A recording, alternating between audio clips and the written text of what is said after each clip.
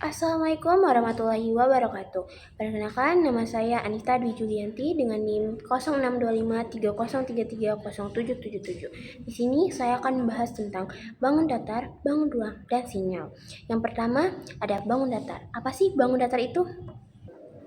Apa sih bangun datar itu? Bangun datar merupakan salah satu cabang geometri yang mempelajari bentuk-bentuk dua dimensi yang terbentuk dari titik, garis, dan sudut pada bidang datar. Secara umum, bangun datar dapat didefinisikan sebagai geometris yang memiliki panjang dan lebar, tetapi tidak memiliki volume dan ketebalan. Bangun datar meliputi berbagai bentuk seperti segitiga, persegi, persegi panjang, lingkaran, trapesium, jajar genjang, belah ketupat, dan layang-layang. Di sini saya akan melakukan pengoperasian secara langsung pada aplikasi MATLAB. Saya mengambil contoh pada bangun datar segi 5. Untuk baris pertama mendefinisikan jari-jari lingkaran luar yang membatasi titik-titik sudut segi 5. Nilai 5 adalah jarak dari pusat segi 5 ke setiap titik sudut.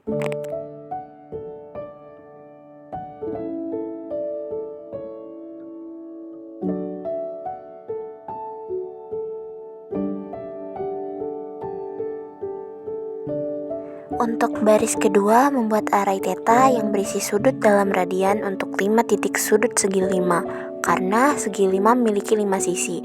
Sudut-sudut ini diperoleh dengan membagi lingkaran penuh 2pi menjadi 5 bagian sama besar.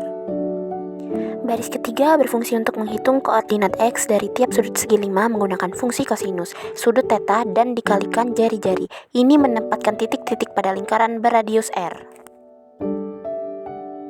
Baris keempat berfungsi untuk menghitung koordinat Y dari tiap sudut segi 5 menggunakan fungsi sinus sudut theta dan dikalikan jari-jari R, membentuk titik-titik pada lingkaran tersebut.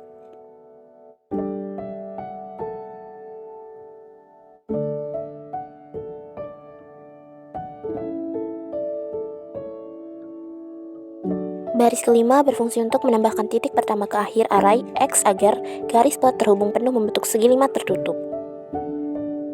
Baris ke-6 berfungsi untuk menambahkan titik pertama ke akhir arai Y untuk menutup poligon pada plot.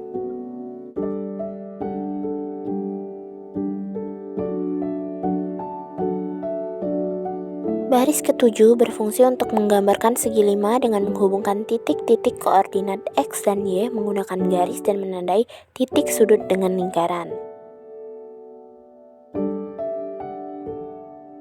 Baris ke-8 berfungsi untuk mengatur agar skala sumbu X dan Y sama, sehingga bentuk segi 5 tidak tampak memanjang atau terdistorsi.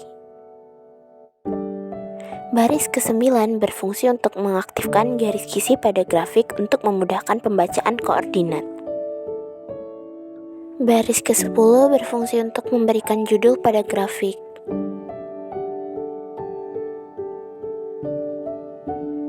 Baris 11 berfungsi untuk memberikan label pada sumbu X dan Y. Setelah memasukkan rumus dari baris pertama hingga baris terakhir, kemudian tekan Enter sehingga akan menghasilkan bangun datar segi 5. Apa sih bangun ruang itu?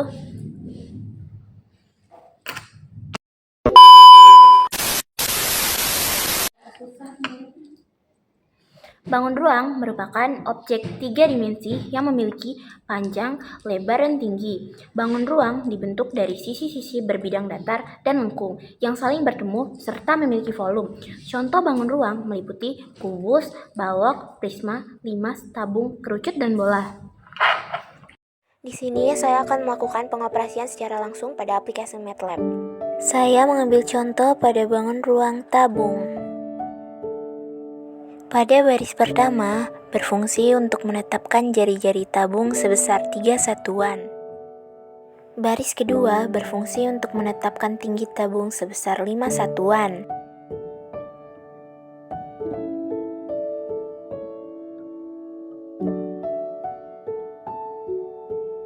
Baris ketiga, fungsi silinder untuk membuat koordinat permukaan silinder dengan radius 1 secara default. Karena R adalah skalar, maka X dan Y adalah matriks koordinat lingkaran berskala R, sedangkan Z adalah matriks koordinat tinggi dari 0 ke 1.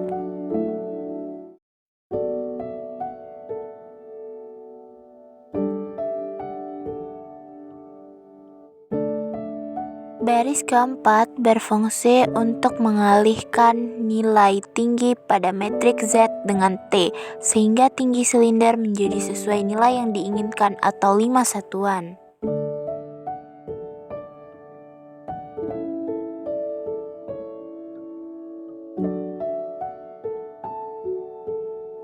Pada baris kelima, fungsi surf menggambarkan permukaan tabung 3 dimensi berdasarkan koordinat matriks X, Y, dan Z. Pada baris keenam berfungsi untuk mengatur skala sumbu X, Y, dan Z agar proporsional, sehingga bentuk tabung tidak tampak terdistorsi. Baris ketujuh berfungsi untuk memberi label pada sumbu X, Y, dan Z. Baris ke-8 berfungsi untuk memberi judul pada grafik.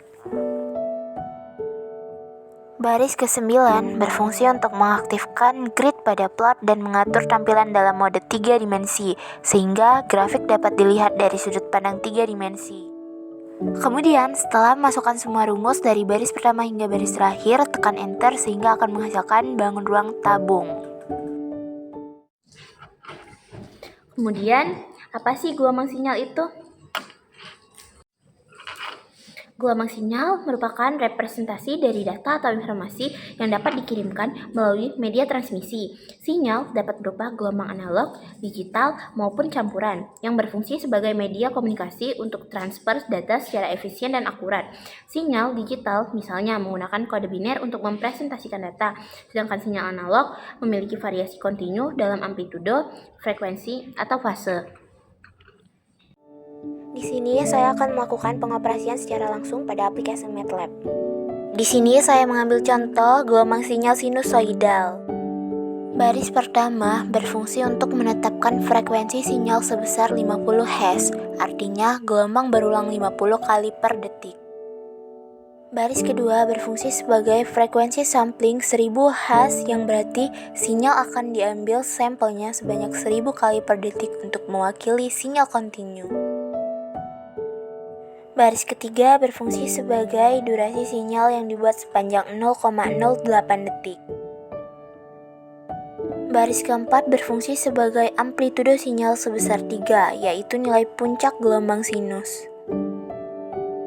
Baris kelima berfungsi untuk membuat vektor waktu diskrit dari 0 sampai 0,08 detik dengan interval 1/fs 0,001 detik yang akan digunakan sebagai domain waktu sinyal. Baris keenam berfungsi untuk menghasilkan sinyal sinusoidal dengan amplitudo A dan frekuensi F atas vektor waktu T. Rumus ini adalah implementasi dari persamaan matematis. Baris ketujuh berfungsi untuk menggambar grafik sinyal sinus terhadap waktu. Pada baris ke-8 dan ke-9 berfungsi untuk memberi judul grafik, memberi label sumbu, waktu, dan amplitudo, serta menampilkan grid untuk memudahkan pembacaan grafik. Setelah memasukkan rumus dari baris pertama hingga baris terakhir, kemudian tekan Enter, sehingga akan menghasilkan gelombang sinyal sinusoidal. Oke teman-teman, terima kasih telah menyaksikan. Jangan lupa like, comment, share, and subscribe. Bye-bye. Aku share tidak kan?